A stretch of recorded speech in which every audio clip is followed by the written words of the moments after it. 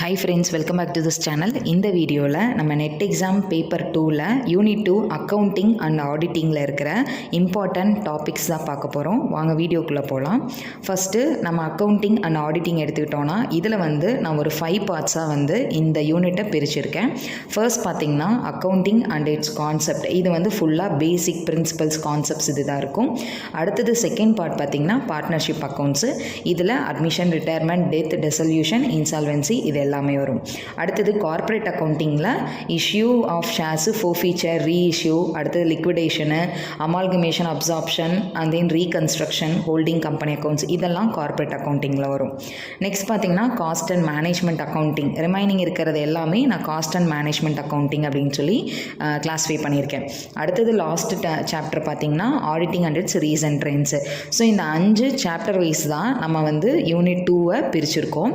இதில் நம்ம இன்னைக்கு வீடியோவில் பார்க்க போகிறது பார்த்திங்கன்னா அக்கௌண்டிங் அண்ட் இட்ஸ் கான்செப்ட். இந்த பேசிக் அக்கௌண்ட்ஸ் தான் இன்றைக்கி நம்ம பார்க்க போகிறோம். ஃபர்ஸ்ட் அக்கௌண்டிங் அப்படின்னா அதோட டெஃபினிஷன் பார்த்திங்கன்னா அக்கௌண்ட்ஸ் அப்படிங்கிறது டிரான்சாக்ஷனை ரெக்கார்ட் பண்ணி கிளாஸிஃபை பண்ணி அதை சமரைஸ் பண்ணுறது. அப்படி சமரைஸ் பண்ணுறப்போ ஒன்லி மணி ரெலவெண்ட்டான டிரான்சாக்ஷன்ஸை மட்டும்தான் நம்ம சமரைஸ் பண்ணுவோம். ஃபைனலாக அதோட ரிசல்ட்ஸை நம்ம இன்டர்பிரட் பண்ணுவோம். அக்கௌண்டிங் அப்படிங்கிறத நம்ம பிஸ்னஸோட லாங்குவேஜ் அப்படின்னே சொல்லலாம். ஏன்னா ஒரு பிஸ்னஸில் ப்ராஃபிட் வருதா லாஸ் வருதா அப்படிங்கிறத நம்ம அக்கௌண்டிங் மூலிமா மட்டும்தான் தெரிஞ்சுக்க முடியும். அடுத்தது அக்கௌண்டிங் சைக்கிள். ஃபர்ஸ்ட் பார்த்திங்கன்னா நம்ம டிரான்சாக்ஷனை ஐடென்டிஃபை பண்ணுறோம். அப்போ என்னென்னா identifying the transaction and journalising. Identify பண்ண டிரான்சாக்ஷன்ஸை நம்ம ஜேர்னலைஸ் பண்ணுறோம். அடுத்தது பார்த்திங்கன்னா போஸ்டிங் அப்படின்னா என்னென்னா நம்ம லெஜரில் டிரான்சாக்ஷன்ஸ் எல்லாம் போஸ்ட் பண்ணுறோம். அடுத்தது பேலன்சிங். லெஜரில் போட்ட டிரான்சாக்ஷன்ஸை நம்ம பேலன்ஸ் பண்ணுறோம். அடுத்தது preparation of trial balance. Trial balance அப்படிங்கிறது நம்ம அரித்தமெட்டிக்கல் அக்யூரஸியை செக் பண்ணுறதுக்காக ப்ரிப்பேர் பண்ணுறது. அந்த ட்ரையல் பேலன்ஸை நம்ம ப்ரிப்பேர் பண்ணுவோம். நெக்ஸ்ட்டு பார்த்திங்கன்னா ப்ரிப்பரேஷன் ஆஃப் இன்கம் ஸ்டேட்மெண்ட் அப்படிங்கிறது profit and loss account. Last step பார்த்திங்கன்னா ப்ரிப்பரேஷன் ஆஃப் பொசிஷன் ஸ்டேட்மெண்ட் அப்படிங்கிறது பேலன்ஸ் ஷீட்டு. ஸோ இதுதான் நம்ம அக்கௌண்டிங்கோட சைக்கிள். அடுத்தது அப்ஜெக்டிவ்ஸ் ஆஃப் அக்கௌண்டிங்கோட அப்ஜெக்டிவ் என்ன அப்படின்னா first objective systematic record of financial transactions and events. Systematic record அப்படின்னா என்னென்னா இப்போ நம்மளோட அக்கௌண்டிங்கில் நம்ம டிரான்சாக்ஷன்ஸை ரெக்கார்ட் பண்ணுறப்போ அந்த டிரான்சாக்ஷன்ஸ் எல்லாத்துக்குமே ஒரு ஆர்டர் இருக்குது. அதாவது அக்கௌண்டிங் கான்செப்ட்ஸை பேஸ் பண்ணி நம்ம ரெக்கார்ட் பண்ணணும். அதில் நம்ம குரோனாலாஜிக்கல் ஆர்டர் ஃபாலோ பண்ணணும். இந்த மாதிரி நிறைய ரூல்ஸ் அண்ட் ரெகுலேஷன்ஸ் இருக்குது. அந்த சிஸ்டமேட்டிக் ரெகுலேஷன்ஸை ஃபாலோ பண்ணி தான் நம்ம டிரான்சாக்ஷன்ஸ் எல்லாமே ரெக்கார்ட் பண்ணுவோம். அடுத்தது அசர்டைனிங் ரிசல்ட் அப்படிங்கிறது நம்மளோட பிஸ்னஸில் நம்மளுக்கு ப்ராஃபிட் வந்துச்சா லாஸ் வந்துச்சா அப்படிங்கிறது தான் ரிசல்ட்டு. நெக்ஸ்ட்டு அசர்டைனிங் தி ஃபினான்ஷியல் பொசிஷன் அப்படிங்கிறது ஒரு பிஸ்னஸில் எவ்வளோ அசட்ஸ் இருக்குது, எவ்வளோ லைபிலிட்டி இருக்குது, எந்த அளவுக்கு அவங்கக்கிட்ட லிக்விடிட்டி பொசிஷன் இருக்குது அப்படிங்கிறத நம்ம தெரிஞ்சுக்கலாம். அடுத்தது providing information to various peoples. இப்போ நம்ம ப்ரிப்பேர் பண்ணுற அக்கௌண்ட்ஸ் எல்லாமே கண்டிப்பாக யாராவது ஒருத்தருக்கு தேவைப்படும். ஸோ அந்த யூசர்ஸ்க்கு நம்ம அந்த இன்ஃபர்மேஷனை ப்ரொவைட் பண்ணணும்.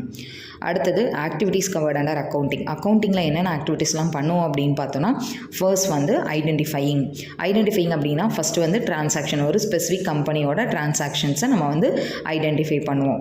அடுத்தது பார்த்திங்கன்னா மெஷரிங் அப்படின்னா என்னென்னா அந்த ஐடென்டிஃபை பண்ண டிரான்சாக்ஷன்ஸ் எல்லாமே ஏதாவது ஒரு காமன் யூனிட் வச்சு மெஷர் பண்ணுவோம். இப்போ எக்ஸாம்பிளுக்கு எடுத்துக்கிட்டோன்னா கரன்சி, நம்மளோட இந்தியாவில் நம்ம கரன்சி ரூபீஸில் நம்ம மெஷர் பண்ணுறோம். ஸோ அந்த மாதிரி. அடுத்தது ரெக்கார்டிங். இப்போ நம்ம ஐடென்டிஃபை பண்ணி மெஷர் பண்ண டிரான்சாக்ஷன்ஸ் எல்லாத்தையுமே நம்ம ஆர்டராக ரெக்கார்ட் பண்ணணும். நெக்ஸ்ட் ஸ்டெப்பு கிளாஸிஃபையிங் அப்படின்னா இப்போ ரெக்கார்ட் பண்ண டிரான்சாக்ஷன்ஸ் எல்லாத்தையுமே நம்ம கிளாஸிஃபை பண்ணுறது அப்படின்னா இப்போ எக்ஸாம்பிளுக்கு கேஷ் ரிலவெண்ட்டாக இருக்கிற டிரான்சாக்ஷன்ஸ் எல்லாம் கேஷ் அக்கௌண்ட்டில், அடுத்தது பர்ச்சேஸ் ரிலவெண்ட்டாக இருக்கிறதுல பர்ச்சேஸ் அக்கௌண்ட்டில் நம்ம கிளாஸிஃபை பண்ணுறோம். ஸோ இந்த கிளாஸிஃபிகேஷன் பார்த்திங்கன்னா நம்ம லெஜரில் தான் பண்ணுவோம். அடுத்தது சமரைசிங் அப்படின்னா நம்ம கிளாஸிஃபை பண்ண டிரான்சாக்ஷன்ஸ் எல்லாமே யூஸ்ஃபுல் மேனரில் நம்ம கன்வெர்ட் பண்ணுறது. அதாவது ஃபினான்ஷியல் ஸ்டேட்மெண்ட்ஸாக ப்ரிப்பேர் பண்ணுறது. இங்கே ஃபினான்ஷியல் ஸ்டேட்மெண்ட்ஸ் அப்படிங்கிறது income statement, balance sheet and cash flow ஸ்டேட்மெண்ட்டை நம்ம ப்ரிப்பேர் பண்ணுறது. அடுத்தது அனலைசிங் அப்படின்னா என்னென்னா இப்போது இந்த ஃபினான்ஷியல் ஸ்டேட்மெண்ட்ஸ்லாம் ப்ரிப்பேர் பண்ணுறோம் இல்லையா, இதில் இருக்கிற இன்ஃபர்மேஷனை வச்சு நம்ம அனலைஸ் பண்ணுறது. எப்படின்னா இப்போ நம்மளோட கம்பெனியில் இருக்க இன்ஃபர்மேஷனை வேறு கம்பெனியோட கம்பேர் பண்ணி பார்க்குறது, இல்லை நம்ம கம்பெனியில் இந்த வருஷம் வந்த ப்ராஃபிட்டை ப்ரீவியஸ் இயரோட ப்ராஃபிட்ஸோட கம்பேர் பண்ணி அந்த ரிலேஷன்ஷிப்பை ஃபைன் பண்ணுறது. இந்த அனலைசிங்கை நம்ம எதுக்காக பண்ணுறோன்னா நம்ம பிஸ்னஸோட ஃபினான்ஷியல் ஸ்ட்ரென்த் அண்ட் வீக்னஸை தெரிஞ்சுக்கணும் அப்படிங்கிறதுக்காக நம்ம அனலைசிங் அப்படிங்கிறத பண்ணுறோம். அடுத்தது இன்டர்பிரட்டிங் அப்படின்னா அனலைஸ் பண்ண இந்த இன்ஃபர்மேஷனை வச்சு ஃபைனலாக நம்ம ஒரு இன்டர்பிரேஷன் வந்து கொடுக்கறது, அதாவது கம்பெனியோட பொசிஷன் எப்படி இருக்குது அப்படின்னு சொல்லி ஃபைனல் ஒரு கன்க்ளூஷன் கொடுக்கறது தான் இன்டர்பிரட்டிங் அப்படிங்கிறது. லாஸ்ட்டு ஸ்டெப் என்னென்னா கம்யூனிகேட்டிங். இப்போ நம்ம வந்து சம்மரைஸ் பண்ணோம், அனலைஸ் பண்ணோம், இன்டர்பிரட் பண்ணோம். அந்த இன்ஃபர்மேஷன் எல்லாத்தையுமே நம்ம யார் யாருக்கெல்லாம் தேவையோ அவங்களுக்கு அந்த இன்ஃபர்மேஷனை நம்ம கம்யூனிகேட் பண்ணணும். எதுக்காகனா அவங்க ஏதாவது இம்பார்ட்டன்ட் டெசிஷன் எடுப்பாங்க, அதுக்காக. அடுத்தது நம்ம அக்கௌண்டிங்கில் 2 டேர்ம் இருக்குது, அக்கௌண்டன்சி அண்ட் புக் கீப்பிங் அப்படின்னு சொல்லி. இப்போ அக்கௌண்டன்சி அப்படிங்கிறது என்னென்னா நம்ம அக்கௌண்டிங்கை பற்றின ஒரு சிஸ்டமேட்டிக் நாலேஜை வச்சுருக்கிறதுக்கு பேர் தான் அக்கௌண்டன்சி அப்படிங்கிறது. இந்த அக்கௌண்டன்சியில் பார்த்திங்கன்னா மேக்ஸிமம் ஒய் அண்ட் ஹவு அப்படிங்கிறத பேஸ் பண்ணி தான் நம்ம புக்ஸ் ஆஃப் அக்கௌண்ட்ஸ் எல்லாமே ப்ரிப்பேர் பண்ணுவோம். ஸோ ஹவு அப்படின்னா இதை எப்படி சம்மரைஸ் பண்ணுறது, இதை எப்படி கம்யூனிகேட் பண்ணுறது, இதையே ரெக்கார்ட் பண்ணுறோம். இந்த மாதிரி ஒய் அண்ட் ஹவு அப்படிங்கிற பேசிஸில் தான் நம்ம அக்கௌண்டன்சியில் நம்ம இன்ஃபர்மேஷன்ஸ் எல்லாமே டிரான்சாக்ஷன்ஸ் எல்லாமே நம்ம ரெக்கார்ட் பண்ணுவோம். புக் கீப்பிங் வந்து நம்ம அக்கௌண்டிங்கோட ஒன் ஆஃப் த பார்ட் அப்படின்னு சொல்லலாம். இது வந்து ரொட்டீன் நேச்சரில் இருக்கும், அதாவது நான் இயர்லி ஒன்ஸ் பண்ணுவேன் அப்படின்லாம் கிடையாது. புக் கீப்பிங் நம்ம ரெகுலராக வந்து அப்டேட் பண்ணிகிட்டே இருப்போம். டெய்லி நடக்கிற டிரான்சாக்ஷன்ஸ் எல்லாத்தையுமே நம்ம அதில் ரெக்கார்ட் பண்ணிகிட்டே தான் இருப்போம்.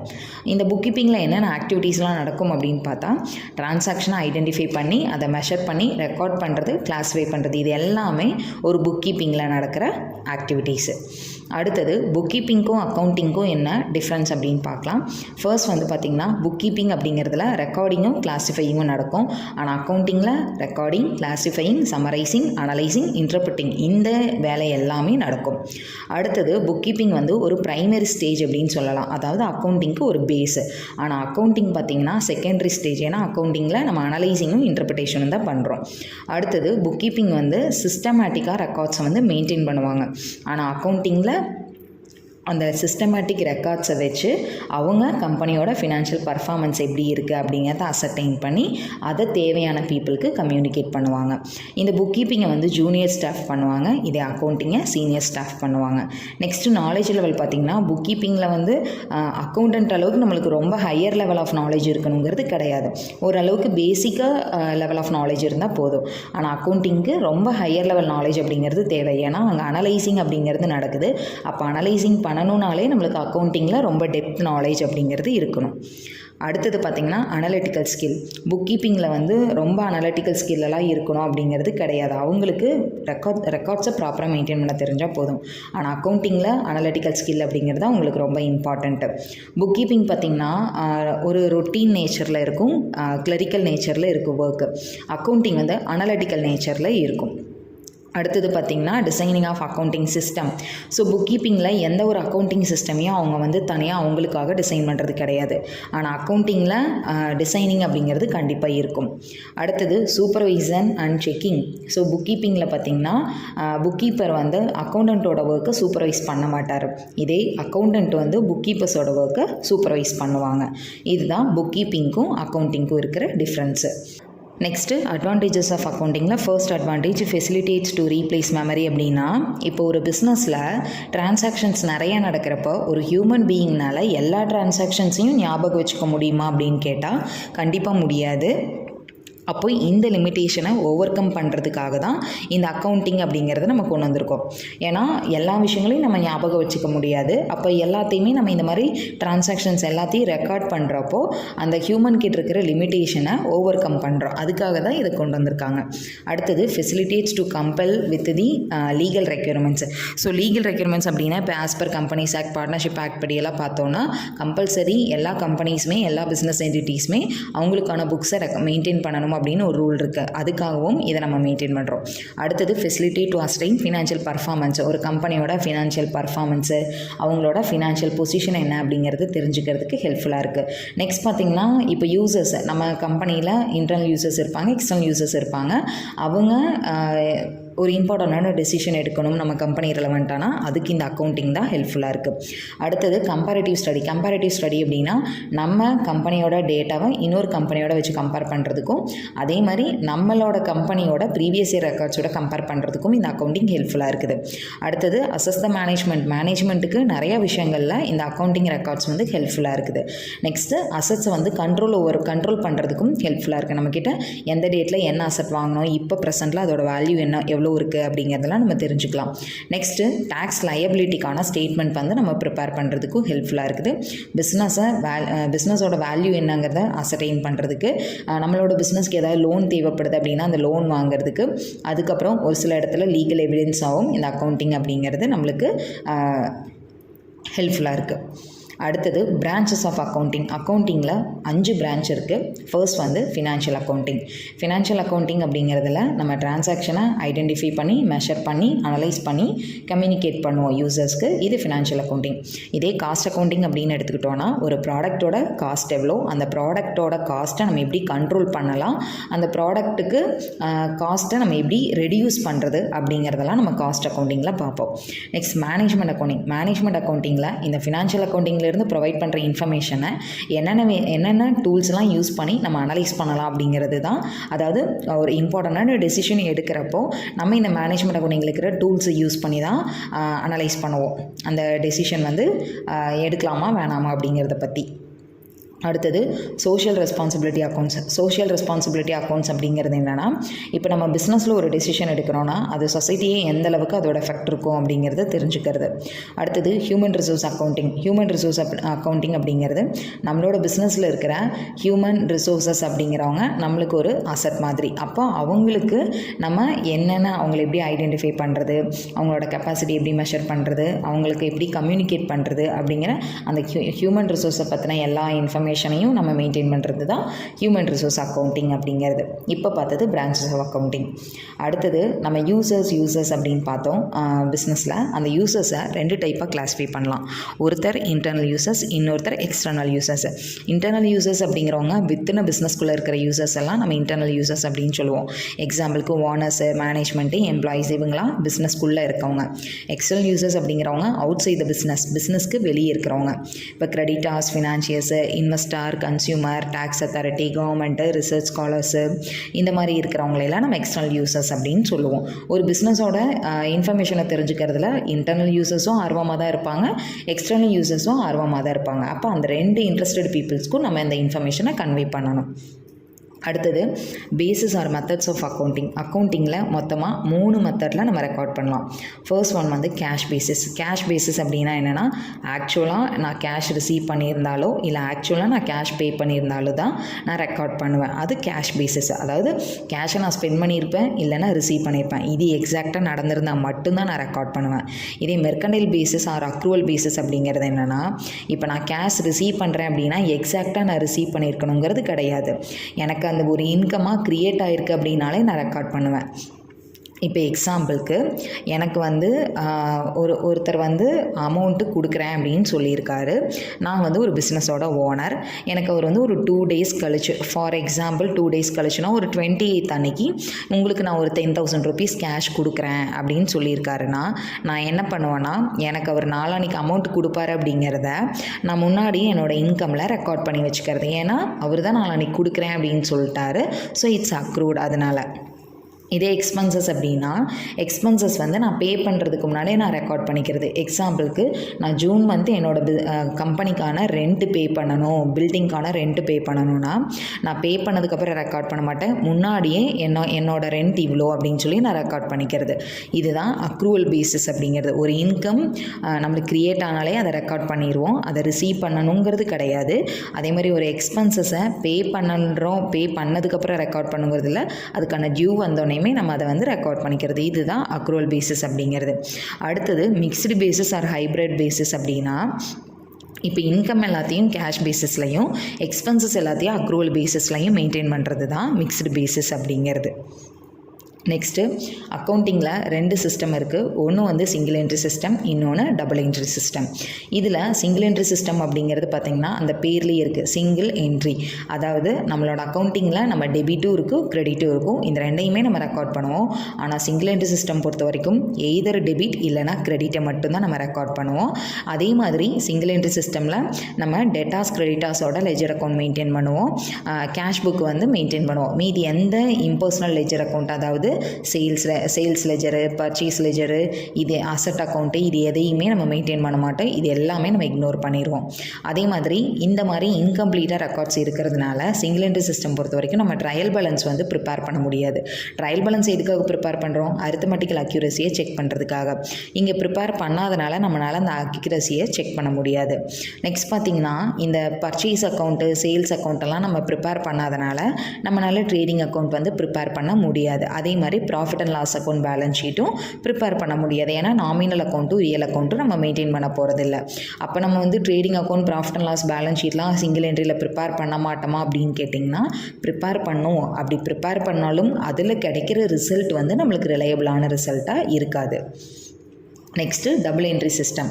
இந்த டபுள் என்ட்ரி சிஸ்டம் அப்படிங்கிறத ஒரு இட்டாலியன், அதாவது லூகோ பெக்காலியோ அப்படிங்கிறவர் தான் 1494 ADயில் இதை வந்து ஃபைன் பண்ணியிருக்காரு. ஸோ இதில் இது என்னென்னா டியூயல் ஆஸ்பெக்ட் டிரான்சாக்ஷன், அதாவது ஒரு டிரான்சாக்ஷனில் டியூயல் ஆஸ்பெக்ட் இருக்கும், அதாவது டெபிட் ஆஸ்பெக்ட்டும் இருக்கும் கிரெடிட் ஆஸ்பெக்ட்டும் இருக்கும். இந்த 2 ஆஸ்பெக்டையும் நம்ம வந்து ரெக்கார்ட் பண்ணுவோம். இப்போ இதோட அட்வான்டேஜஸ் என்னன்னு பார்த்தோன்னா கம்ப்ளீட் ரெக்கார்ட் அப்படின்னா ஈச் அண்ட் எவ்ரி டிரான்சாக்ஷனில் இருக்கிற எல்லா விஷயங்களையும் ரெக்கார்ட் பண்ணுவோம். ஸோ அதனால் நம்மளால் ப்ராஃபிட்டா லாஸ் அப்படிங்கிறது ஈஸியாக ஐடென்டிஃபை பண்ண முடியும். அதே மாதிரி ஃபினான்ஷியல் பொசிஷன் எப்படிங்கிறதையும் நம்ம தெரிஞ்சுக்கலாம். அப்புறம் இந்த டபுள் என்ட்ரி சிஸ்டம் பொறுத்த வரைக்கும் நம்ம போத் டெபிட் அண்ட் கிரெடிட் ஆஸ்பெக்டை ரெக்கார்ட் பண்ணுறதுனால இதில் நம்ம ட்ரையல் பேலன்ஸ் ப்ரிப்பேர் பண்ணலாம். ட்ரையல் பேலன்ஸ் ப்ரிப்பேர் பண்ணுறதுனால நம்மளோட அக்கௌண்டிங்கோட அக்யூரஸியை செக் பண்ணிக்கலாம். அதே மாதிரி டபுள் என்ட்ரி சிஸ்டமில் ஃப்ராடு நடக்கிறதுக்கு சான்ஸ் கிடையாது. டேக்ஸ் அத்தாரிட்டிஸ் வந்து இந்த டபுள் என்ட்ரி சிஸ்டமில் ப்ரிப்பேர் பண்ணுற அக்கௌண்ட்ஸை அவங்க வந்து ஒரு எவிடன்ஸாக எடுத்துப்பாங்க. நெக்ஸ்ட்டு பார்த்திங்கன்னா இதில் கஸ்டமர்ஸ்க்கு நம்ம எவ்வளோ அமௌண்ட்டு பே பண்ணணும், அதே மாதிரி கஸ்டமர்ஸ்க்கு நம்ம அடுத்தது அதே மாதிரி கஸ்டமர்ஸ் நம்மளுக்கு எவ்வளோ அமௌண்ட்டு பே பண்ணணும், சப்ளையர்ஸ்க்கு நம்ம எவ்வளோ அமௌண்ட்டு பே பண்ணணும் அப்படிங்கிறத நம்ம வந்து ஈஸியாக ஐடென்டிஃபை பண்ணிக்கலாம். அடுத்தது கம்பேரிட்டிவ் ஸ்டடி. ஸோ நம்மளோட டேட்டாவை மற்ற கம்பெனியோடையோ இல்லை நம்ம கம்பெனியோட மற்ற வருஷத்தோடையோ நம்ம ஈஸியாக வந்து கம்பேர் பண்ணிக்கலாம். இப்போது இந்த டபுள் என்ட்ரி சிஸ்டமுக்கும் சிங்கிள் என்ட்ரி சிஸ்டமுக்குமான டிஃப்ரென்ஸ் பார்க்கலாம். ஃபர்ஸ்ட் டிஃப்ரென்ஸ் பார்த்திங்கன்னா டபுள் என்ட்ரி சிஸ்டமில் போத் டெபிட் அண்ட் கிரெடிட் ஆஸ்பெக்டை நம்ம ரெக்கார்ட் பண்ணுவோம். சிங்கிள் என்ட்ரி சிஸ்டமில் சிங்கிள் ஆஸ்பெக்டை மட்டும்தான் ரெக்கார்ட் பண்ணுவோம். டபுள் என்ட்ரி சிஸ்டமில் நம்ம personal account, real account, nominal account இது எல்லாமே நம்ம ஓப்பன் பண்ணுவோம். சிங்கிள் என்ட்ரி சிஸ்டமில் பர்சனல் அக்கௌண்ட்டு, கேஷ் புக் மட்டும்தான் நம்ம ஓப்பன் பண்ணுவோம். டபுள் என்ட்ரி சிஸ்டமில் ட்ரையல் பேலன்ஸ் ப்ரிப்பேர் பண்ணலாம், சிங்கிள் என்ட்ரி சிஸ்டமில் ட்ரையல் பேலன்ஸ் ப்ரிப்பேர் பண்ண முடியாது. அதே மாதிரி டபுள் என்ட்ரி சிஸ்டமில் ப்ராஃபிட் அண்ட் லாஸ் அக்கௌண்ட்டும் ட்ரேடிங் அக்கௌண்ட்டும் வந்து நம்ம ப்ரிப்பேர் பண்ணுவோம். அப்போது கம்பெனியோட ப்ராஃபிட் எவ்வளோ லாஸ் எவ்வளோன்னு தெரிஞ்சுக்கலாம். இதே சிங்கிள் என்ட்ரி சிஸ்டமில் எக்ஸாக்டாக பிஸ்னஸோட ப்ராஃபிட் எவ்வளோ லாஸ் எவ்வளோங்கிறத நம்ம தெரிஞ்சுக்க முடியாது. நெக்ஸ்ட்டு டபுள் என்ட்ரி சிஸ்டமில் ஃபினான்ஷியல் பொசிஷனை நம்ம பேலன்ஸ் ஷீட் ப்ரிப்பேர் பண்ணுறது மூலிமா தெரிஞ்சுக்கலாம். சிங்கிள் என்ட்ரி சிஸ்டமில் நம்ம பேலன்ஸ் ஷீட் ப்ரிப்பேர் பண்ணாலும் எக்ஸாக்டாக நம்மளால் ஃபினான்ஷியல் பொசிஷனை தெரிஞ்சுக்க முடியாது.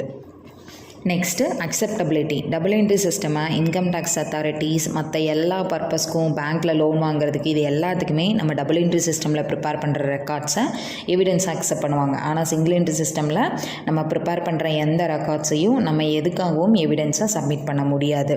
அதே மாதிரி டபுள் என்ட்ரி சிஸ்டமில் ப்ரிப்பேர் பண்ணுற அக்கௌண்ட்ஸை நம்ம ஏதாவது கோர்ட்டில் கேஸோ ஏதாவது ஒன்றுக்கு எவிடன்ஸாக கேட்குறப்ப அதை அக்செப்ட் பண்ணுவாங்க. சிங்கிள் என்ட்ரி சிஸ்டமில் அந்த மாதிரி எவிடன்ஸை அக்செப்ட் பண்ண மாட்டாங்க. டபுள் என்ட்ரி சிஸ்டம் வந்து எல்லா டைப் ஆஃப் பிஸ்னஸ்க்கும் வந்து யூஸ்ஃபுல்.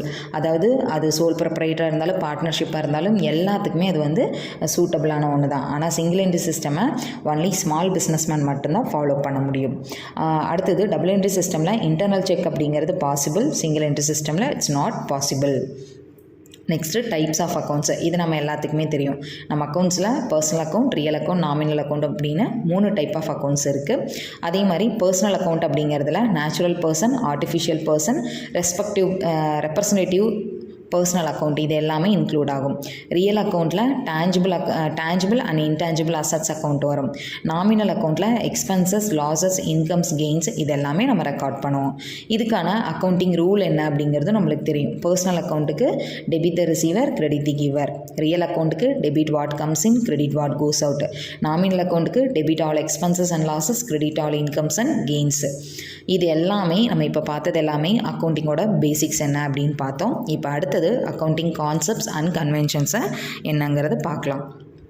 இப்போ இதில் ஃபஸ்ட்டு இந்த கான்செப்ட்ஸ் அண்ட் கன்வென்ஷன்ஸை யாரெல்லாம் டெவலப் பண்ணாங்க அப்படின்னு பார்த்தோன்னா அக்கௌண்டண்ட்டு, அடுத்தது government agencies, then professional bodies இவங்க எல்லாம் சேர்ந்து தான் இந்த அக்கௌண்டிங் கான்செப்ட்ஸ் அண்ட் கன்வென்ஷன்ஸை டெவலப் பண்ணாங்க. இதில் ப்ரொஃபஷனல் பாடிஸ் அப்படிங்கிறவங்க institute of chartered accountant of England, American accounting association, American institute of certified public accountants, institute of chartered accountants of India. இந்த கவர்மெண்ட் ப்ரொஃபஷனல் பாடிஸ் தான் எல்லாம் சேர்ந்து தான் இந்த அக்கௌண்டிங் கான்செப்ட்ஸ் அண்ட் கன்வென்ஷன்ஸை டெவலப் பண்ணியிருக்காங்க. இப்போது இந்த பிரின்சிபல்ஸ்லாம் எதை பேஸ் பண்ணி அக்செப்ட் பண்ணாங்க அப்படின்னு பார்த்தோன்னா ஃபர்ஸ்ட் யூட்டிலிட்டி ஆர் ரிலவன்ஸு.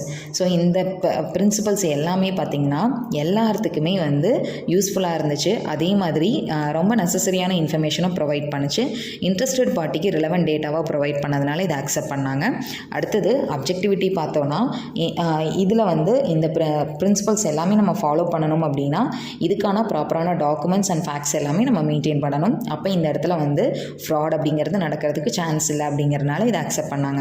அடுத்தது last one feasibility. So feasibility அப்படின்னா இதுக்கு நம்ம எந்த ஒரு எக்ஸ்ட்ரா காஸ்ட்டும் நம்ம போடணுங்கிறது கிடையாது. நம்ம ரெக்கார்ட் பண்ணுற டிரான்சாக்ஷனை நம்ம இனிஷியலாக ப்ராப்பராக ரெக்கார்ட் பண்ணால் மட்டும் போதும். ஸோ இந்த 3 பேசிக் க்ரைட்டீரியா வச்சு தான் இந்த பிரின்சிபல்ஸ் எல்லாத்தையும் அக்செப்ட் பண்ணாங்க.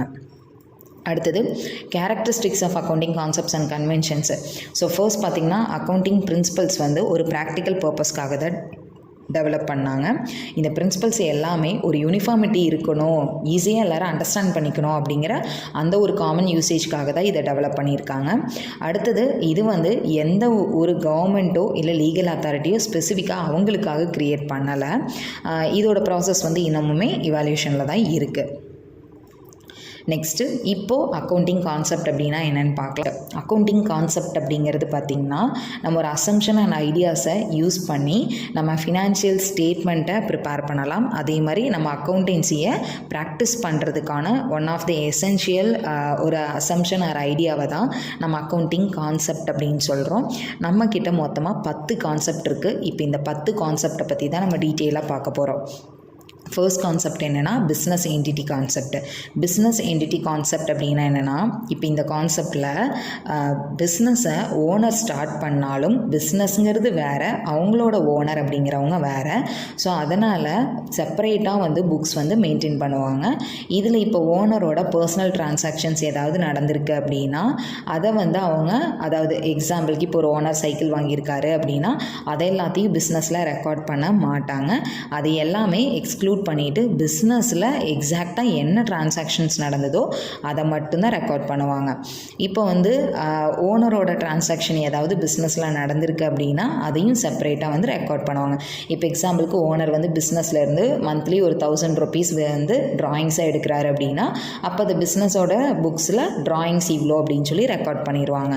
ஸோ எல்லா டிரான்சாக்ஷனுமே பிஸ்னஸோட பாயிண்ட் ஆஃப் வியூவில் தான் ரெக்கார்ட் பண்ணுவோம், ஓனரோட பாயிண்ட் ஆஃப் வியூவில் ரெக்கார்ட் பண்ண மாட்டோம்.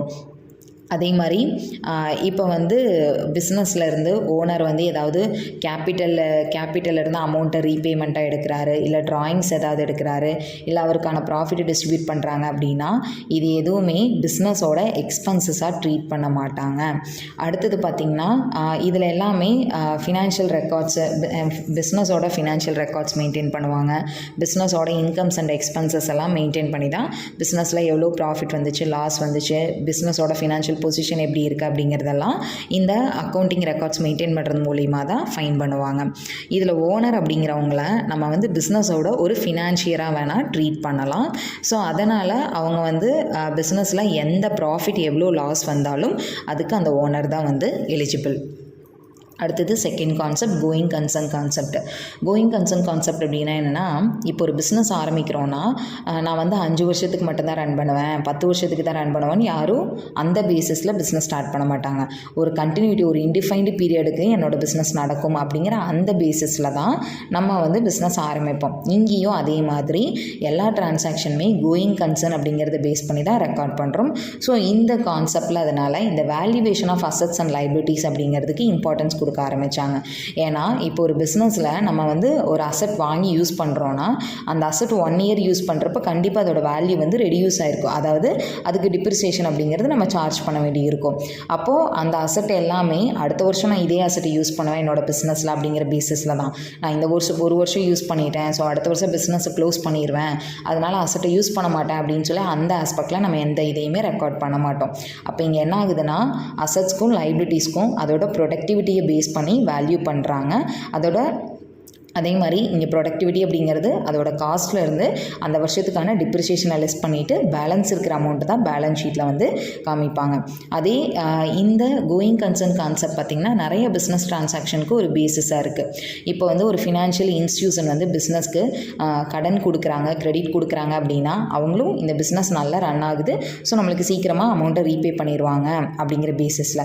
அதே மாதிரி கிரெடிட்டர்ஸ் நம்மளுக்கு கிரெடிட்டுக்கு வந்து கூட்ஸ் சப்ளை பண்ணுறாங்க, கஸ்டமர் நம்மக்கிட்ட கிரெடிட்க்கு கூட்ஸ் பர்ச்சேஸ் பண்ணுறாங்க அப்படின்னா இது எல்லாமே ஒரு பிஸ்னஸ் வந்து ஒரு கோயிங் கன்சர்னாக இருக்கும் அப்படிங்கிற பேசிஸில் தான் நடக்குது. அதே மாதிரி இப்போ ஒரு பிஸ்னஸில் ப்ரீபெய்டு எக்ஸ்பென்சஸ்ஸு, அக்ரூட் இன்கம் இதெல்லாம் நடக்குது அப்படின்னா இது எல்லாமே பிஸ்னஸ் ஒரு கண்டினியூவேஷனில் இருக்கும் அப்படிங்கிற பேசிஸில் தான் இந்த ப்ரீபெய்டு எக்ஸ்பென்சஸ், அக்ரூட் இன்கம் அப்படிங்கிற டிரான்சாக்ஷன்லாம் நம்ம ரெக்கார்ட் பண்ணுறோம். இதில் மெயினாக இந்த கான்செப்ட் பார்த்திங்கன்னா அசட்ஸ் அண்ட் லைபிலிட்டிஸை வேல்யூ பண்ணுறது, அதுக்காக அந்த ஃபிக்ஸ்ட் அசட்க்கு டிப்ரிசியேஷன் சார்ஜ் பண்ணுறோம், outstanding and prepaid income and எக்ஸ்பென்சஸை ட்ரீட்மெண்ட் பண்ணுறோம். இது எல்லாத்தையும் இன்ஃப்ளூயன்ஸ் பண்ண தான் இந்த கோயிங் கன்சர்ன் கான்செப்ட் அப்படிங்கிறது. Next third concept money measurement concept. இந்த கான்செப்டோட பேர்லேயே இருக்குது. ஈச் அண்ட் எவ்ரி பிஸ்னஸ் ட்ரான்சாக்ஷனையும் நம்ம வந்து மெஷர் பண்ணுறது, எக்ஸ்ப்ரெஸ் பண்ணுறது, ரெக்கார்ட் பண்ணுறது எல்லாமே மணியை பேஸ் பண்ணி தான். இந்த மணி அப்படிங்கிறது வந்து நம்ம ஒரு பிஸ்னஸில் ஒரு காமன் டினாமினேட்டராக வச்சுருக்கோம். ஒரு பிஸ்னஸில் ப்ராஃபிட் எவ்வளோ, லாஸ் எவ்வளோ, அவங்க ஃபினான்ஷியல் பொசிஷன் என்ன அப்படிங்கிறது தெரிஞ்சுக்கிறதுக்கான ஒரு காமன் டினாமினேட்டர் தான் இந்த மணி அப்படிங்கிறது. நம்ம பிஸ்னஸில் ட்ரான்சாக்ஷன்ஸை ரெக்கார்ட் பண்ணுறப்போ ஒன்லி மணி ரிலவெண்ட்டான ட்ரான்சாக்ஷன்ஸ் மட்டும்தான் ரெக்கார்ட் பண்ணுவோம். நான் மானிட்டரி ட்ரான்சாக்ஷன் எதையும் ரெக்கார்ட் பண்ண மாட்டோம். இப்போ எக்ஸாம்பிளுக்கு என் கம்பெனியில் நல்ல குவாலிட்டியான ப்ராடக்ட்ஸை நான் மேனுஃபேக்சர் பண்ணுறேன் அப்படின்னா அதை நம்ம மணியால் மெஷர் பண்ண முடியாது, அப்போ அதை எக்ஸ்க்ளூட் பண்ணிடுவோம். அதே மாதிரி என்னோடய எம்ப்ளாயீஸ் நல்லா ஸ்கில்டு எம்ப்ளாயீஸாக இருக்காங்க அப்படின்னா அதையும் நான் ரெக்கார்ட் பண்ண முடியாது. என்னோடய கம்பெனியில் ரொம்ப நல்ல ஒர்க்கிங் கண்டிஷனில் போயிட்டுருக்கு, என்னோடய எம்ப்ளாயீஸ் எல்லாம் பயங்கர சாட்டிஸ்ஃபைடாக இருக்காங்க அப்படின்னா அதையும் என்னால் ரெக்கார்ட் பண்ண முடியாது. ஏன்னா இது எதுவுமே மானிட்டரியான டிரான்சாக்ஷன் கிடையாது, அதனால் இது எல்லாத்தையும் நம்ம எக்ஸ்க்ளூட் பண்ணிடுவோம். லிமிட்டேஷன் வந்து இம்பார்ட்டன்ட் ஈவெண்ட்ஸு, அவங்களோட ஸ்பெசிஃபிக் ஸ்ட்ரென்த்து, வீக்னஸ்ஸு இது எதுவுமே நம்ம மணியால் மெஷர் பண்ண முடியாது. அப்போ இது எதையுமே நம்ம ரெக்கார்ட் பண்ணுறது இல்லை. அதே மாதிரி இந்த கான்செப்ட் வந்து மேனேஜர் டெசிஷனுக்கு தேவையான டேட்டாவை ரெஸ்ட்ரிக்ட் பண்ணுது. தென் எல்லா அசட்ஸ் அண்ட் லைபிலிட்டிஸும் நம்ம எப்போ வாங்கினோமோ அந்த டேட்டில் இருந்து அதுக்கான டிப்ரிசியேஷனை லெஸ் பண்ணி தான் அதுக்கான வேல்யூவை நம்ம அசைன் பண்ணுறோம். அந்த அசட்டோட வேல்யூஸில் அதாவது மார்க்கெட் ப்ரைஸில் ஏதாவது சேஞ்சஸ் நடந்திருக்கு அப்படின்னா அந்த சேஞ்சஸை நம்ம இக்னோர் பண்ணிடுறோம். Next concept dual aspect concept. Dual aspect concept அப்படின்னா என்னென்னா, ஒவ்வொரு பிஸ்னஸ் ட்ரான்சாக்ஷன்லையும் 2 ஆஸ்பெக்ட் இருக்கும். ஒன்று ரிசீவிங் பெனிஃபிட்டு, இன்னொன்று கிவிங் ஆஃப் பெனிஃபிட்டு. இந்த 2 ஆஸ்பெக்டையும் நம்ம ரெக்கார்ட் பண்ணணும். அதாவது இந்த கான்செப்ட் வந்து மெயினாக டபுள் என்ட்ரி சிஸ்டமை பேஸ் பண்ணி தான் இருக்குது. டபுள் என்ட்ரி சிஸ்டம் அப்படின்னா என்னென்னா, ஒவ்வொரு டெபிட்க்கும் அதுக்கு ஈக்குவலான கரஸ்பாண்டிங்கான கிரெடிட் அப்படிங்கிறது இருக்கும். அந்த 2 ஆஸ்பெக்டையும் நம்ம வந்து ரெக்கார்ட் பண்ணணும். இந்த டியூயல் ஆஸ்பெக்ட் கான்செப்டில் பார்த்திங்கன்னா நம்மளுக்கு அக்கௌண்டிங் ஈக்குவேஷன் கிரியேட் ஆயிருக்கு. என்ன ஈக்குவேஷன்னா, asset is equal to capital plus liability, இல்லைனா capital is equal to asset minus liability. இந்த அக்கௌண்டிங் ஈக்குவேஷனை நம்ம கிரியேட் பண்ணியிருக்கிறோம். ஸோ அதாவது என்ன அர்த்தம்னா, இதுக்கு எந்த பாயிண்ட் ஆஃப் வியூவிலேருந்து நம்ம பார்த்தாலும் எப்போ பார்த்தாலும் நம்ம பிஸ்னஸில் டோட்டல் அசட்ஸும் டோட்டல் லைபிலிட்டிஸும் ஈக்குவலாக இருக்கணும். அந்த கான்செப்டை பேஸ் பண்ணி தான் இந்த டியூயல் ஆஸ்பெக்ட் கான்செப்ட் அப்படிங்கிறது இருக்குது. அடுத்தது 5th one accounting period concept or periodicity concept. So இதில் என்னென்னா, இப்போ ஒரு பிஸ்னஸோட லைஃப்பை நம்ம செக்மெண்ட்டாக பிரிக்கிறோம், டிஃப்ரெண்ட் பீரியடாக பிரிக்கிறோம். இந்த பீரியடை நம்ம என்னென்னு சொல்லலாம்னா அக்கௌண்டிங் பீரியட், அந்த செக்மெண்ட்டாக பிரிக்கிறத நம்ம அக்கௌண்டிங் பீரியட் அப்படின்னு அப்படின்னு சொல்லலாம். ஏன்னா ஒரு பிஸ்னஸோட ரிசல்ட்டை தெரிஞ்சுக்கணுன்னா அந்த பீரியடை நம்ம கிளாஸிஃபை பண்ணாதான், பிரித்தா மட்டும்தான் நம்மளால் ரிசல்ட்டை தெரிஞ்சுக்க முடியும். அதனால் அந்த பிஸ்னஸோட என்டையர் லைஃப்பையும் நம்ம அக்கௌண்டிங் பீரியடாக கன்வெர்ட் பண்ணுறோம். இந்த அக்கௌண்டிங் பீரியட் அப்படிங்கிறது என்னென்னா நார்மலாக ஒரு வருஷம், ஒரு பிஸ்னஸில் ஒரு வருஷம். அந்த ஒரு வருஷம் அப்படிங்கிறது நம்மளுக்கு ஏப்ரல் டு மார்ச்சாக இருக்கலாம், இல்லை ஜான்வரி டு டிசம்பராக கூட இருக்கலாம். ஸோ அந்த 1 இயர் பீரியடுக்கான ரிசல்ட்டை தான் பிஸ்னஸில் வந்து அனலைஸ் பண்ணுவாங்க. அதாவது அந்த 1 இயரோட எண்டில், அக்கௌண்டிங் பீரியடோட எண்டில் இன்கம் ஸ்டேட்மெண்ட் ப்ரிப்பேர் பண்ணி பிஸ்னஸில் எவ்வளோ ப்ராஃபிட் வந்துச்சு, எவ்வளோ லாஸ் வந்துச்சு, அதே மாதிரி பேலன்ஸ் ஷீட் ப்ரிப்பேர் பண்ணி ஃபினான்ஷியல் பொசிஷன் என்ன அப்படிங்கிறத நம்ம தெரிஞ்சுக்கலாம்.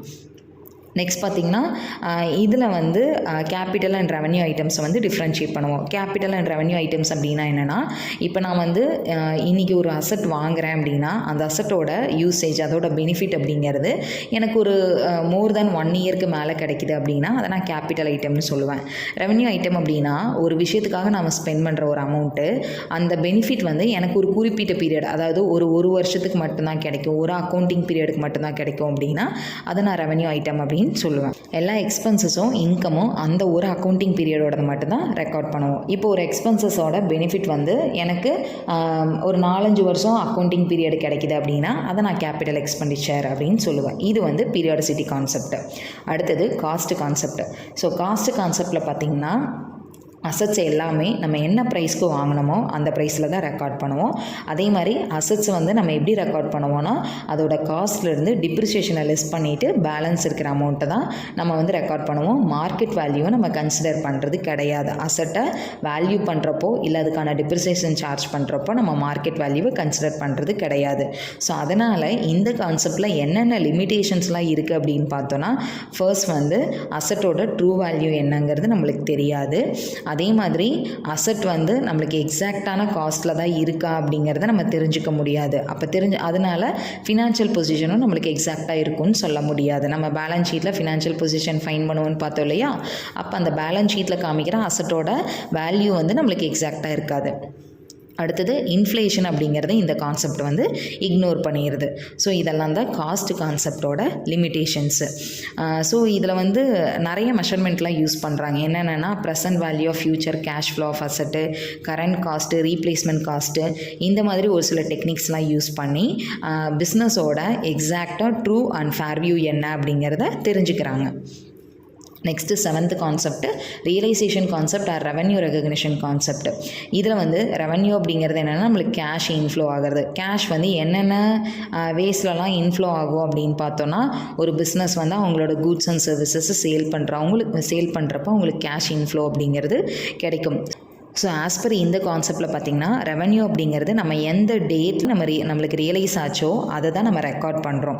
இப்போ எக்ஸாம்பிளுக்கு இப்போ வந்து ஒரு கூட்ஸை நான் சேல் பண்ணுறேன் அப்படின்னா அந்த கூட்ஸை சேல் பண்ணுறப்போ எந்த டேட்டில் ஆர்டர் ப்ளேஸ் பண்ணாங்க, நான் எந்த டேட்டில் கேஷை ரிசீவ் பண்ணேன் அப்படிங்கிறது இரலவெண்ட்டான இன்ஃபர்மேஷன். எனக்கு எப்போ அது இன்கமாக என் கையில் அந்த கேஷ் கிடச்சிது அப்படிங்கிறத மட்டும் எனக்கு தெரிஞ்சால் போதும். நான் ஆர்டர் ப்ளேஸ் பண்ணது, நான் கேஷை ரிசீவ் பண்ணதை பற்றியெல்லாம் எனக்கு எந்த இதுவும் கிடையாது. நான் கூட்ஸை சேல் பண்ணுறேன் அப்படின்னாலே கண்டிப்பாக அதுக்கான இன்கம் அப்படிங்கிறது ஜென்ரேட் ஆயிரும். ஸோ அப்போ அது எப்போ ரியலைஸ் ஆகுதோ அந்த ரியலைஸ் ஆனதை தான் நம்ம வந்து கன்சிடர் பண்ணுறோம்.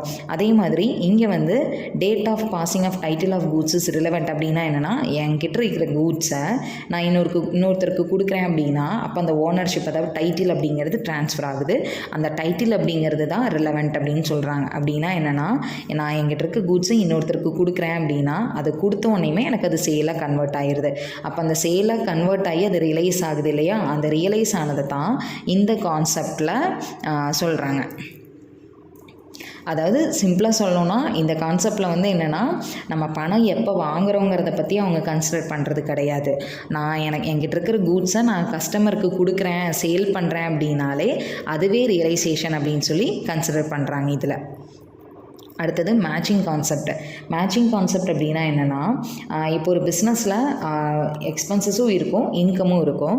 ஸோ ஒரு ஸ்பெசிஃபிக் பீரியட், ஒரு அக்கௌண்டிங் பீரியடில் அவங்கக்கிட்ட இருக்கிற ரெவன்யூஸையும் அவங்க ஸ்பெண்ட் பண்ண அமௌண்ட், அதாவது எக்ஸ்பென்சஸையும் வந்து மேட்ச் பண்ணி பார்த்து எவ்வளோ ப்ராஃபிட் earn பண்ணியிருக்காங்க அப்படிங்கிறத நம்ம ஃபைன் பண்ணணும். அதுதான் மேட்சிங் கான்செப்ட் அப்படிங்கிறது. ரெவன்யூஸையும் எக்ஸ்பென்சஸையும் மேட்ச் பண்ணுறப்ப தான் நம்மளுக்கு ரிலையபிள் ப்ராஃபிட் எவ்வளோ அப்படிங்கிறது தெரியும். ஸோ இங்கே வந்து என்னென்னா, அவுட்ஸ்டாண்டிங் அண்ட் ப்ரீபெய்ட் எக்ஸ்பென்சஸை நம்ம வந்து வந்து ப்ராப்பராக அட்ஜஸ்ட் பண்ணணும். அடுத்தது டிப்ரிசியேஷன். அதே மாதிரி நம்ம இங்கே வந்து ப்ராஃபிட் ஃபைன் பண்ணுறோம் அப்படின்னா டிப்ரிசியேஷன் அப்படிங்கிறதும் நம்ம சார்ஜ் பண்ணணும். இந்த மேட்சிங்கை நம்ம 2 ஸ்டேஜில் நடத்தலாம் இருக்குது. ஒன்று வந்து டைரக்ட் காஸ்ட்டு, இன்னொன்று இன்டைரக்ட் காஸ்ட்டு. டைரக்ட் காஸ்ட் அப்படின்னா அதாவது நம்ம ட்ரேடிங் அக்கௌண்ட்டில் போடுற எக்ஸ்பென்சஸ்லாம், சேல்ஸில் டைரெக்டாக எந்தெந்த எக்ஸ்பென்சஸ்லாம் இன்வால்வ் ஆச்சோ அதை டைரக்ட் காஸ்ட்டுன்னு சொல்லுவோம். அதாவது இன்டைரக்ட் காஸ்ட் அப்படிங்கிறது நம்ம ப்ராஃபிட் அண்ட் லாஸ் அக்கௌண்ட்டில் போடுறது. டைரெக்டாக வந்து சேல்ஸில் இன்கர் ஆகாது, மேனுஃபேக்சரிங்கில் இன்கர் ஆகாது. அந்த ப்ராடக்டை மேனுஃபேக்சர் பண்ணதுக்கப்புறம் சேல் பண்ணுறதுக்காக நம்ம பண்ணுறது எல்லாத்தையுமே, சேல் பண்ணுறதுக்காக அட்மினிஸ்ட்ரேஷனுக்கு பண்ணுறது, இது எல்லாமே நம்மளுக்கு இன்டைரக்ட் காஸ்ட்டில் வரும். டைரக்ட் காஸ்ட் அப்படிங்கிறது மேனுஃபேக்சரிங்கில் டைரெக்டாக இன்கர் ஆகும். இன்டைரக்ட் காஸ்ட் அப்படிங்கிறது இன்டைரக்டாக மேனுஃபேக்சரிங்க்கு ஹெல்ப் ஆகும். அது இன்டைரக்ட் காஸ்ட்டுன்னு சொல்லுவோம். அதே மாதிரி நான் ஆப்ரேட்டிங் லாஸ், அதாவது loss on sale of fixed asset, abnormal loss, இந்த மாதிரி இருக்கிற கேபிட்டல் எக்ஸ்பெண்டிச்சர் இதெல்லாம் ரைட் ஆஃப் பண்ணி தான் நம்ம வந்து ப்ராஃபிட்டாக லாஸா அப்படிங்கிறத ஃபைன் பண்ணுவோம். தென் இங்கே வந்து பீரியாடிக்கலாக அந்த காஸ்ட்டையும் ரெவன்யூவையும் நம்ம வந்து மேட்ச் பண்ணணும். நான் 10 வருஷத்துக்கு என்னோடய பிஸ்னஸ் நடக்குதுன்னா 10 வருஷத்துக்கு மேட்ச் பண்ணக்கூடாது. ஒரு அக்கௌண்டிங் பீரியடுக்கு ஒன்ஸ் நம்ம அந்த இன்கமையும் எக்ஸ்பென்சஸையும் மேட்ச் பண்ணி பார்க்கணும். Next accrual concept. Accrual concept அப்படிங்கிறது என்னென்னா, ரெவன்யூ வந்து ரெகக்னைஸ்டு ஆன் இட்ஸ் ரியலைசேஷன். எப்போ நம்மளுக்கு அது க்ரியேட் ஆகுதோ அப்போவே நம்ம அதை வந்து ரெவன்யூவை ரெகக்னைஸ் பண்ணிடணும். ஆக்சுவல் ரெசிப்டை நம்ம இங்கே கன்சிடர் பண்ணணும் அப்படிங்கிறது கிடையாது. ஸோ அதே மாதிரி எக்ஸ்பென்சஸ் அப்படின்னு எடுத்துக்கிட்டோன்னா, காஸ்ட் அப்படின்னு எடுத்துக்கிட்டோன்னா, அந்த காஸ்ட் எப்போ நம்மளுக்கு க்ரியேட் ஆச்சோ அப்போவே நம்ம அதை வந்து எக்ஸ்பென்சஸ் அப்படின்னு ட்ரீட் பண்ணிக்கணும். அதுக்கான பேமெண்ட்டை மேக் பண்ணுற வரைக்கும் நம்ம வெயிட் பண்ணணும் அப்படிங்கிறது கிடையாது. இந்த இடத்துல நம்ம அவுட்ஸ்டாண்டிங் எக்ஸ்பென்சஸ், ப்ரீபெய்ட் எக்ஸ்பென்சஸ் இது எல்லாமே ப்ராப்பராக ரெக்கார்ட் பண்ணி இது எல்லாமே ப்ராப்பராக வந்து அட்ஜஸ்ட் பண்ணியிருக்கணும். அதே மாதிரி நம்ம இன்கம்மை ரெக்கார்ட் பண்ணாலும் எக்ஸ்பென்சஸை ரெக்கார்ட் பண்ணாலும் அந்த பர்டிகுலர் பீரியடோடது மட்டும்தான் நம்ம ரெக்கார்ட் பண்ணணும். இப்போ இன்கம் வந்து நம்ம அட்வான்ஸாக ரிசீவ் பண்ணுறோன்னா அதையும் ப்ராப்பராக ரெக்கார்ட் பண்ணணும். எக்ஸ்பென்சஸை முன்னாடியே பே பண்ணுறோம் அப்படின்னா அதையும் நம்ம ப்ராப்பராக வந்து ரெக்கார்ட் பண்ணணும். ஏன்னா இந்த அக்ரூவல் கான்செப்டை பேஸ் பண்ணி தான் நம்ம கம்பெனி எவ்வளோ ப்ராஃபிட் எவ்வளோ லாஸ் வந்து இன்கர் ஆச்சு அப்படிங்கிறத நம்ம எக்ஸாக்டாக தெரிஞ்சுக்க முடியும். இந்த அக்ரூவல் கான்செப்டில் நம்ம ஏதாவது மிஸ்டேக்ஸ் பண்ணுறப்போ நம்மளோட ப்ராஃபிட்டும் லாஸும் தப்பாகிறதுக்கு சான்சஸ் இருக்குது. அடுத்தது last concept objective evidence concept. Objective evidence concept அப்படின்னா என்னென்னா, நம்ம இங்கே அக்கௌண்டிங் என்ட்ரிஸ் எல்லாமே ஒரு அப்ஜெக்டிவ் எவிடன்ஸை பேஸ் பண்ணி தான் இருக்கும். அதாவது அப்ஜெக்டிவ் அப்படிங்கிறது என்னென்னா verifiability, reliability and absence of bias. Verifiability அப்படின்னா நம்ம எப்போ அந்த டிரான்சாக்ஷன் எடுத்து பார்த்தாலும் வெரிஃபை பண்ணுற மாதிரி அதுக்கு தேவையான டாக்குமெண்ட்ஸ் இருக்கணும். ரிலையபிலிட்டி எந்த பயஸும் இல்லாமல் ரிலையபிளாக இருக்கணும். அதே மாதிரி ஒரு டிரான்சாக்ஷனுக்கு அதுக்கான டாக்குமெண்ட்ரி எவிடன்ஸ் இல்லை அப்படின்னா நம்ம அதை வந்து எவிடன்ஸ் இல்லை அப்படிங்கிறதுக்காக ரெக்கார்ட் பண்ணக்கூடாது. அதுக்கான ப்ராப்பர் டாக்குமெண்ட்ரி எவிடன்ஸோடு தான் நம்ம அந்த டிரான்சாக்ஷனை வந்து ரெக்கார்ட் பண்ணணும். ஏன்னா இந்த அப்ஜெக்டிவ் எவிடன்ஸ் கான்செப்டை பேஸ் பண்ணி தான் அக்கௌண்ட்ஸை வந்து ஆடிட் பண்ணுவாங்க. அதே மாதிரி அன்ஆத்தரைஸ்டு என்ட்ரிஸ் எல்லாம் இருக்குது அப்படின்னா அது எல்லாத்தையும் எலிமினேட் பண்ணணும். ஸோ இதெல்லாம் பண்ணுறதுனால நம்மளோட ப்ராஃபிட்டோட ரிலையபிலிட்டி அப்படிங்கிறது இம்ப்ரூவ் ஆகும். அதே மாதிரி இந்த அக்கௌண்டிங் வந்து ஆத்தென்டிசிட்டி, அக்யூரசி அண்ட் ரிலையபிலிட்டியை அச்சீவ் பண்ணும் இந்த அப்ஜெக்டிவ் எவிடன்ஸ் கான்செப்ட் அப்படிங்கிறது. இப்போ நம்ம பார்த்தது எல்லாமே அக்கௌண்டிங் கான்செப்ட். நெக்ஸ்ட் பார்க்க போகிறது அக்கௌண்டிங் கன்வென்ஷன். அக்கௌண்டிங் கன்வென்ஷன் அப்படிங்கிறது என்னென்னா established traditions, customs, methods and practices. எதுக்காக அப்படின்னா நம்மளோட அக்கௌண்ட்ஸை ப்ரிப்பேர் பண்ணி ப்ரெசென்ட் பண்ணுறதுக்கான ஃபாலோ பண்ணுற மெத்தட் அண்ட் ப்ராக்டிஸை தான் நம்ம அக்கௌண்டிங் கன்வென்ஷன் அப்படின்னு சொல்கிறோம். மொத்தமாக இங்கே 4 கன்வென்ஷன் இருக்குது. Convention of full disclosure, convention of consistency, convention of materiality, convention of conservatism அப்படின்னு சொல்லி 4 கன்வென்ஷன் இருக்குது. இப்போ இந்த 4 பற்றி நம்ம டீட்டெயிலாக பார்க்கலாம். ஃபர்ஸ்ட் வந்து கன்வென்ஷன் ஆஃப் ஃபுல் டிஸ்க்ளோசர் அப்படின்னா என்னென்னா, நம்ம ரெக்கார்ட் பண்ணுற டிரான்சாக்ஷன்ஸ்க்கான இன்ஃபர்மேஷன் எல்லாமே நம்ம ப்ராப்பராக ஹானஸ்ட்டாக வந்து மெயின்டைன் பண்ணணும். ஸோ அதுதான் ஃபுல் டிஸ்க்ளோசர் அப்படிங்கிறது. இதில் என்னென்னா, இப்போ நம்ம ஒரு டிரான்சாக்ஷனை ரெக்கார்ட் பண்ணுறோம் அப்படின்னா அதுக்கு தேவையான எல்லா இன்ஃபர்மேஷனையும் நம்ம டிஸ்க்ளோஸ் பண்ணியிருக்கணும். அதில் அப்படி டிஸ்க்ளோஸ் பண்ணுறதுனால நம்ம டிரான்சாக்ஷனுக்கான ரிலவன்ஸ், ரிலையபிலிட்டி அப்படிங்கிறது இன்க்ரீஸ் ஆகும். அடுத்தது convention of consistency. Convention of consistency அப்படின்னா என்னென்னா, நம்ம ப்ரிப்பேர் பண்ணுற ஃபினான்ஷியல் ஸ்டேட்மெண்ட் கம்பேர் பண்ணுற மாதிரியும் ரிலையபிலிட்டியோடையும் இருக்கணும். ஒரு அக்கௌண்டிங் பீரியடோட இன்ஃபர்மேஷனை இன்னொரு அக்கௌண்டிங் பீரியடோட இன்ஃபர்மேஷனோட நம்ம கம்பேர் பண்ணணும் அப்படின்னா அப்போது இங்கே ஒரு ப்ராப்பர் கன்சிஸ்டன்சி அப்படிங்கிறத நம்ம ஃபாலோ பண்ணணும். இங்கே கன்சிஸ்டன்சி அப்படிங்கிறது என்னென்னா, இப்போ எக்ஸாம்பிளுக்கு இந்த வருஷம் நம்ம ஒரு மெத்தடை ஃபாலோ பண்ணி ரெக்கார்ட் பண்ணுறது, அடுத்த வருஷம் வேறு மெத்தடை ஃபாலோ பண்ணி ரெக்கார்ட் பண்ணுறது, இந்த மாதிரி இல்லாமல் எல்லா வருஷமும் ஒரே சேம் மெத்தடையும் ஃபாலோ பண்ணி ஒரு கன்சிஸ்டன்சியை நம்ம ஃபாலோ பண்ணணும். அப்போ தான் வந்து நம்மளோட இன்ஃபர்மேஷனை நம்ம கம்பேர் பண்ண முடியும். இங்கே வந்து கன்சிஸ்டன்சியில் 3 லெவல்ஸ் இருக்குது. ஒன்று வெர்டிக்கல், இன்னொன்று horizontal and third one dimensional. இதில் வெர்டிக்கல் அப்படிங்கிறது என்னென்னா, ஒரு வருஷத்தில் இருக்கிற வேரியஸ் ஆஸ்பெக்ட்ஸை நம்ம வந்து செக் பண்ணுவோம். ஹரிசாண்டல் அப்படிங்கிறது என்னென்னா, டிஃப்ரெண்ட் இயர்ஸோட இன்ஃபர்மேஷனை நம்ம வந்து கம்பேர் பண்ணுவோம். டைமென்ஷனல் அப்படின்னா என்னென்னா, டிஃப்ரெண்ட் ஃபினான்ஷியல் ஸ்டேட்மெண்ட், ஒவ்வொரு டிஃப்ரெண்ட் ஃபர்மோட டிஃப்ரெண்ட் ஃபினான்ஷியல் ஸ்டேட்மெண்ட்டை நம்ம கம்பேர் பண்ணுவோம். அது டைமென்ஷனல் அப்படிங்கிறது. ஸோ இந்த கன்சிஸ்டன்சி வந்து பர்சனல் பயாஸை எலிமினேட் பண்ணுது. ஸோ இங்கே வந்து ஒரு கன்சிஸ்டன்ட் ரூல்ஸு, ப்ராக்டிஸ் அண்ட் மெத்தட்ஸை கண்டிப்பாக வந்து ஃபாலோ பண்ணணும். Next convention of materiality. Convention of materiality அப்படிங்கிறது என்னென்னா, நம்ம அக்கௌண்டிங் ஸ்டேட்மெண்ட்டுக்கு தேவையான இம்பார்ட்டன்ட் ஐட்டம்ஸ், ஃபேக்ட்ஸ் இது எல்லாமே டிஸ்க்ளோஸ் பண்ணியிருக்கணும். அதுக்காக அக்கௌண்டன்ட் வந்து எல்லாத்துக்கும் என்னென்ன எவிடன்ஸ்லாம் வச்சுருக்காங்களோ அது எல்லாத்தையும் அட்டாச் பண்ணக்கூடாது. தேவையான எவிடன்ஸை மட்டும்தான் அட்டாச் பண்ணணும். தேவையில்லாதது எல்லாத்தையுமே அவங்க வந்து அன்னெசரி ஐட்டம்ஸ்லாம் இருக்குது அப்படின்னா அது எல்லாத்தையும் அவங்க வந்து ஒமிட் பண்ணிடலாம். அதே மாதிரி ஒரு இன்ஃபர்மேஷனில் இப்போ மெட்டீரியல் அப்படின்னா நம்ம கொடுக்குற எவிடன்ஸ்னு சொல்லலாம். அந்த எவிடன்ஸ் பார்த்திங்கன்னா ஒரு ஃபேர்மு மெயின்டைன் பண்ணுவாங்க, இன்னொரு ஃபேர்ம் அந்த எவிடன்ஸை வந்து இம்மெட்டீரியல் அப்படின்னு சொல்லி அவங்க மெயின்டைன் பண்ண மாட்டாங்க. ஸோ இது வந்து அவங்களோட நீடை பேஸ் பண்ணி தான் இருக்கும். அவங்க மெயின்டைன் பண்ணுறாங்க இந்த எவிடன்ஸ், அதனால் நானும் இதை எவிடன்ஸாக மெயின்டைன் பண்ணணும் அப்படிங்கிற எந்த நெசசிட்டியும் கிடையாது. அதே மாதிரி ஃபினான்ஷியல் ஸ்டேட்மெண்ட்டில் மேக்ஸிமம் பாசிபிள் மெட்டீரியல் டீட்டெயில்ஸை வந்து அக்கௌண்டன்ட் வந்து கொடுத்துருக்கணும். Next convention of conservatism. Convention of conservatism அப்படிங்கிறது என்னென்னா, இதில் வந்து நம்ம ப்ராஃபிட்டை ஆன்டிசிபேட் பண்ண முடியாது. எனக்கு இவ்வளோ ப்ராஃபிட் வரும் அப்படின்னு சொல்லி என்னால் சொல்ல முடியாது. இதே லாஸ் எவ்வளோ வரும்னு கேட்டால் லாஸ் வந்து நம்மளால் ஓரளவுக்கு அப்ராக்சிமேட்டாக ஃபோர்காஸ்ட் பண்ணி சொல்ல முடியும். ஏன்னா இந்த லாஸ் அப்படிங்கிறது நம்ம ப்ரீவியஸ் இயரில் நம்மளுக்கு எவ்வளோ, இப்போ எக்ஸாம்பிளுக்கு ஒரு பேட் டெப்ஸ் எடுத்துக்கிட்டோன்னா, லாஸ்ட் இயர் எனக்கு ஒரு 1000 rupees வந்திருக்கு அப்படின்னா இந்த வருஷம் நான் வந்து கண்டிப்பாக ஒரு 1500 வரும் அப்படின்னு சொல்லி ஒரு ஆன்டிசிபேட் பண்ண முடியும். ஆனால் இதே ப்ராஃபிட்டை நம்ம இந்த மாதிரி ஆன்டிசிபேட் பண்ண முடியாது. ஸோ அதனால் இந்த லாஸை நம்ம இப்படி ஆன்டிசிபேட் பண்ணுறதுனால இங்கே வந்து ப்ரொவிஷன்ஸ் அப்படிங்கிறத நம்ம க்ரியேட் பண்ணுறோம். இந்த ப்ரொவிஷன்ஸ் எல்லாமே பார்த்திங்கன்னா ப்ரீவியஸ் இயரோட ரெக்கார்ட்ஸை பேஸ் பண்ணி தான் இந்த ப்ரொவிஷன் அப்படிங்கிறத க்ரியேட் பண்ணி நம்ம லாஸை வந்து ஆன்டிசிபேட் பண்ணுறோம். இது கன்வென்ஷன் ஆஃப் கன்சர்வேட்டிசம். இப்போ நம்ம பார்த்தது எல்லாமே அக்கௌண்டிங் கான்செப்ட்ஸும் கன்வென்ஷன்ஸும் பார்த்தோம். அடுத்த இம்பார்ட்டண்டான ஐட்டம் நம்ம அக்கௌண்டிங்கில் இருக்கிற எக்ஸ்பெண்டிச்சர் அண்ட் ரெசிப்ட்ஸை பற்றி தான் பார்க்க போகிறோம். இதில் ஃபர்ஸ்ட் வந்து கேபிட்டல் எக்ஸ்பெண்டிச்சர். கேபிட்டல் எக்ஸ்பெண்டிச்சர் அப்படிங்கிறது என்னென்னா, சிம்பிளாக சொல்லணும்னா, நான் ஒரு அமௌண்ட்டு ஸ்பெண்ட் பண்ணுறேன், அந்த அமௌண்ட்டு ஸ்பெண்ட் பண்ணுறதுனால எனக்கு கிடைக்க வேண்டிய பெனிஃபிட்டு மோர் தேன் 1 அக்கௌண்டிங் பீரியடுக்கு மேலே கிடைக்கும் அப்படின்னா அது கேபிட்டல் எக்ஸ்பெண்டிச்சர் அப்படின்னு சொல்லுவோம். எக்ஸாம்பிளுக்கு சொல்லணும்னா, இப்போ நான் ஒரு அசட் வாங்குகிறேன், இல்லை ஆல்ரெடி இருக்கிற அசட்ஸில் ஏதாவது இம்ப்ரூவ்மெண்ட்ஸ் பண்ணுறேன் அப்படின்னா அது எல்லாமே கேபிட்டல் எக்ஸ்பெண்டிச்சர் தான்.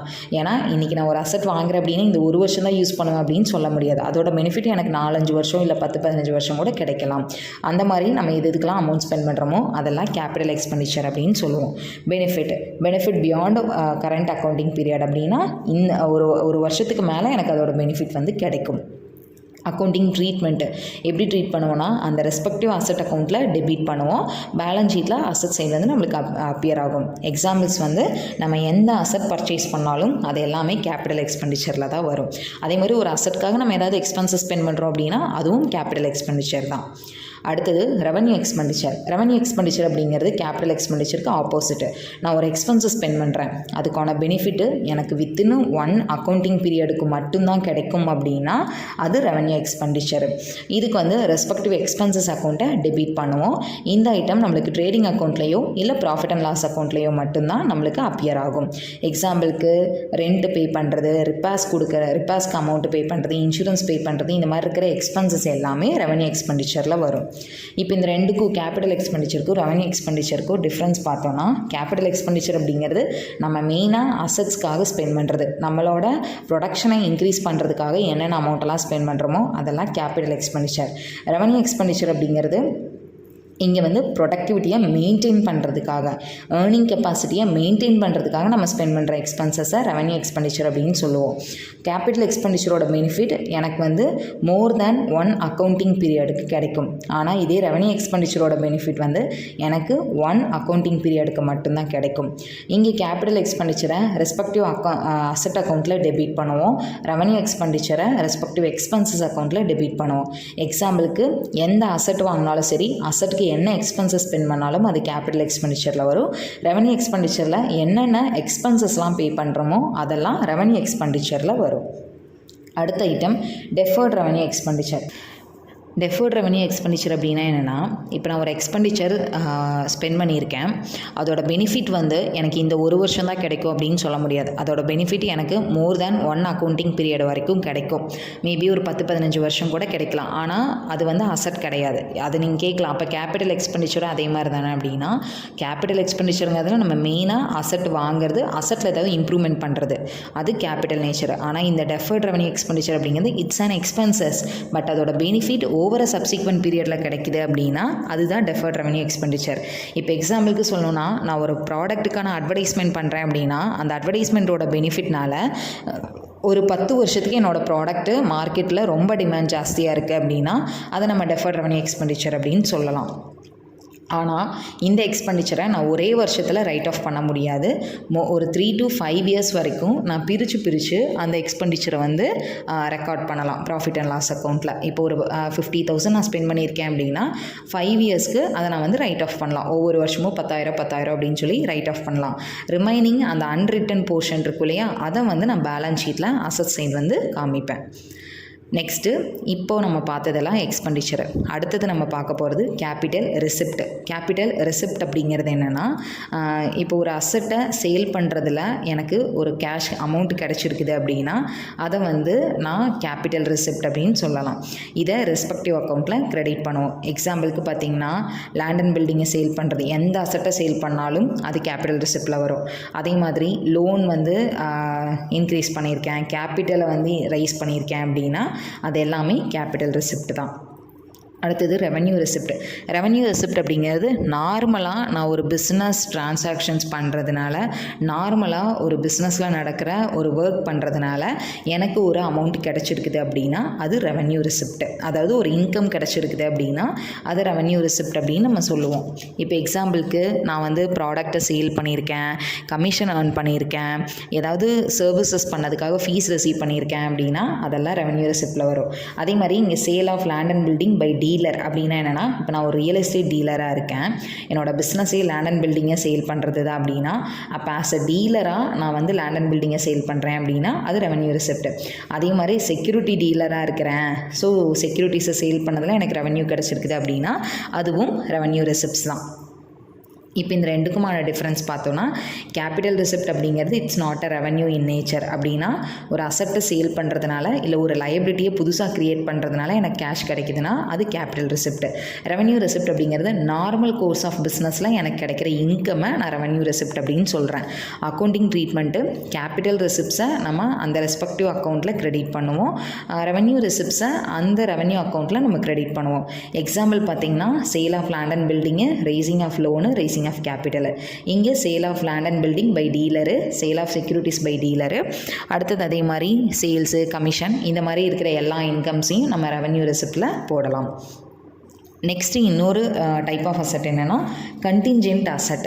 இந்த கண்டின்ஜென்ட் அசட் அப்படிங்கிறது, கண்டின்ஜென்ட் அசட் அண்ட் கண்டின்ஜென்ட் லயபிலிட்டி அப்படிங்கிறது நம்ம நிறைய இடத்துல கேள்விப்பட்டிருப்போம். இந்த கண்டின்ஜென்ட் அப்படிங்கிறது என்னென்னா, ஃப்யூச்சரில் it may or may not B happened, அதை தான் நம்ம கண்டின்ஜென்ட் அசட் ஆர் கண்டின்ஜென்ட் லயபிலிட்டி அப்படின்னு சொல்லுவோம். இப்போ எக்ஸாம்பிளுக்கு என் கம்பெனிக்கு ஒருத்தர் பணம் கொடுக்கணும், அவங்க பணம் கொடுக்காதனால நான் வந்து லீகலாக அதை ப்ராசஸ் பண்ணுறேன். அப்போ அதை லீகலாக ப்ராசஸ் பண்ணுறப்போ அவங்க எனக்கு கொடுக்க வேண்டிய அமௌண்ட்டை நான் கண்டின்ஜென்ட் அசட் அப்படின்னு சொல்லுவேன். ஏன்னா அந்த கேஸ் முடிஞ்சால் தான் தெரியும் அவங்க உண்மையாலே எனக்கு பணம் கொடுப்பாங்களா கொடுக்க மாட்டாங்களா அப்படிங்கிறது. ஸோ இதை கண்டின்ஜென்ட் அசட் அப்படின்னு நம்ம சொல்லலாம். அதே மாதிரி கண்டின்ஜென்ட் லயபிலிட்டி அப்படிங்கிறது ஒரு லயபிலிட்டி ஃப்யூச்சரில் it may or may not be happened அப்படின்னா அதை நம்ம கண்டின்ஜென்ட் லயபிலிட்டி அப்படின்னு சொல்லுவோம். ஸோ இந்த கண்டிஞ்சன்ட் லைபிலிட்டிக்கும் அதர் லைபிலிட்டிக்கும் என்ன டிஃப்ரென்ஸ் அப்படின்னு பார்த்தோம்னா, கண்டிஞ்சன்ட் லைபிலிட்டி அப்படிங்கிறது ஃப்யூச்சரில் ஒரு அன்சர்டைன் ஈவெண்ட்னால it may or may not be happened அப்படிங்கிறத நம்ம கண்டிஞ்சன்ட் லைபிலிட்டின்னு சொல்லுவோம். இதே மற்ற லைபிலிட்டியில் எப்படின்னா, ஃப்யூச்சர் ஃபினான்ஷியல் ஆப்ளிகேஷனால் நம்மளோட பிஸ்னஸில் அந்த லைபிலிட்டி க்ரியேட் ஆகிருக்கும். இதுக்கு இந்த கண்டிஞ்சன்ட் லைபிலிட்டியை நம்ம பேலன்ஸ் ஷீட்டில் ஃபுட் நோட்டில் மட்டும்தான் காமிப்போம். அதாவது பேலன்ஸ் ஷீட் டோட்டல் போட்டதுக்கப்புறம் கீழே நோட்டில் காமிப்போம்.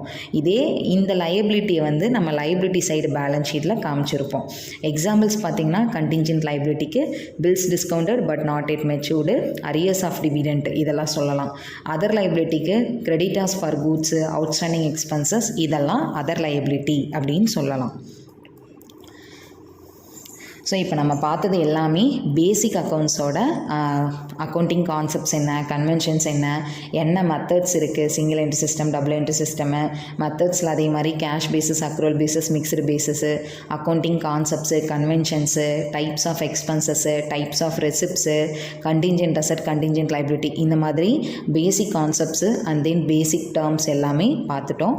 அடுத்த வீடியோவில் நம்ம இதே யூஜிசி நெட் பேப்பர் 2 சேம் இதே யூனிட் 2ல் பார்ட்னர்ஷிப் அக்கௌண்ட்ஸோட என்டையர் தியரி போர்ஷன்ஸ் பார்க்கலாம். தேங்க்யூ ஃபார் வாட்சிங் த வீடியோ. உங்களுக்கு இந்த வீடியோ பிடிச்சிருக்கு அப்படின்னா லைக் பண்ணுங்கள், உங்களோட ஃப்ரெண்ட்ஸ்க்கு ஷேர் பண்ணுங்கள். உங்களுக்கு ஏதாவது டவுட் இருந்துச்சு அப்படின்னா நான் டிஸ்கிரிப்ஷனில் டெலகிராம் குரூப்போட லிங்க் கொடுத்துருக்கேன். நீங்கள் அதில் ஜாயின் ஆகி உங்களோட டவுட்ஸை கிளாரிஃபை பண்ணிக்கோங்க. தேங்க்யூ ஃபார் வாட்சிங் த வீடியோ.